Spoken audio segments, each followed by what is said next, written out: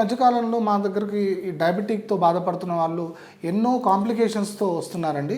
ఈ కాంప్లికేషన్స్లో అతి ముఖ్యమైనది ఏంటంటే మెడ నొప్పి అని చెప్పడము, డయాబెటిక్ న్యూరోపతి అంటే కాళ్ళ నుంచి మోకాళ్ళ నుంచి కింది వరకు తీపులు తీస్తున్నాయని చెప్పడము, రక్త ప్రసరణ సరిగా లేదని చెప్పడము, తిమ్మిరిలుగా ఉంటుందని చెప్పడము, ఇదొకటి. దాని తర్వాత ఫ్రోజన్ షోల్డర్ అంటే నాకు మొత్తం భుజాలన్నీ బిగుసుకుపోతున్నాయి, బ్యాక్ పెయిన్ వస్తుంది. సో ఇలాంటి ఎన్నో కాంప్లికేషన్స్తో మా దగ్గరికి వస్తున్నారండి. సో ఇలాంటి కాంప్లికేషన్స్ వచ్చినప్పుడు మేము బేసిక్గా వాళ్ళకి ఏం చేస్తామనంటే చిన్న చిన్న చిట్కాలు చెప్తాము, చిన్న చిన్న ఎక్సర్సైజెస్ మన దగ్గర చేయించుకున్న తర్వాత కూడా వాళ్ళు ఇంట్లో ఏవైతే చేయగలుగుతారో ఆ ఎక్సర్సైజెస్ మనం చెప్తామండి. అన్నిటికంటే ఇంపార్టెంట్గా మనం ఏం చెప్తామంటే వాకింగ్. ఒక 30 నిమిషాల పాటు బ్రిస్క్ వాకింగ్ అన్న చేయగలిగితే ఆ గ్లూకోజ్ అనేది బాడీలో ఏదైతే సెక్రెట్ అవుతుందో అది ఈజీగా అబ్జార్బ్ అవ్వడానికి, అంటే ఈజీగా అది బాడీలోంచి, అంటే బాడీలో బ్లడ్లో లేకుండా శరీరంలో మిక్స్ అవ్వడానికి చాలా హెల్ప్ఫుల్ అవుతుందండి. రెండోది వచ్చేసి ఎవరైనా స్విమ్మింగ్ చేయగలిగిన వాళ్ళు ఉంటే స్విమ్మింగ్ చెప్పడము. దాని తర్వాత సైక్లింగ్ ఒకవేళ ఉంటే ఇది చాలా ఇంపార్టెంట్ అండి. సైక్లింగ్ బేసిక్గా ఈ డయాబెటిక్ వచ్చిన వాళ్ళకి ఏంటంటే ఏజ్ అనేది 45-50 సంవత్సరాలు పైబడిన వాళ్ళే ఉంటారు.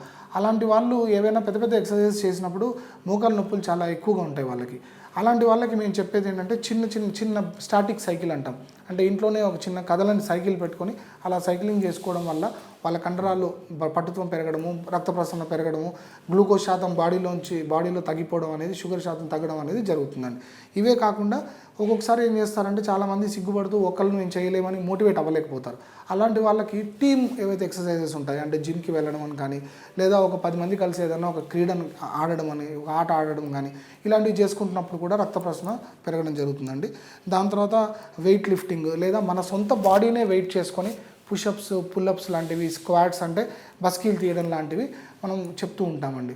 వీటి గురించి ఇంకా క్లుప్తంగా, ఎందుకంటే ఇది చాలా ఇంపార్టెంట్ టాపిక్ అండి, ఇది ప్రతి ఒక్కరు తెలుసుకోవాల్సింది. సో వీటి గురించి ఇంకా మనం డీటెయిల్డ్గా నెక్స్ట్ వీడియోలో మంచి నీట్గా వచ్చిన పేషెంట్నో లేకపోతే ఇంకెవరి మీదో మీకు ఆ ఎక్సర్సైజ్ ఎలా చేయాలి, ఎలా చేసుకోవాలి, ఏం చేసుకుంటే మీకు ఇవి తగ్గుతాయి, ఏవి చేయకుంటే మీరు వీటి నుంచి ప్రివెన్షన్ పొందుతారు అనేది నేను క్లియర్గా ఎక్స్ప్లెయిన్ చేస్తానండి. ధన్యవాదాలు.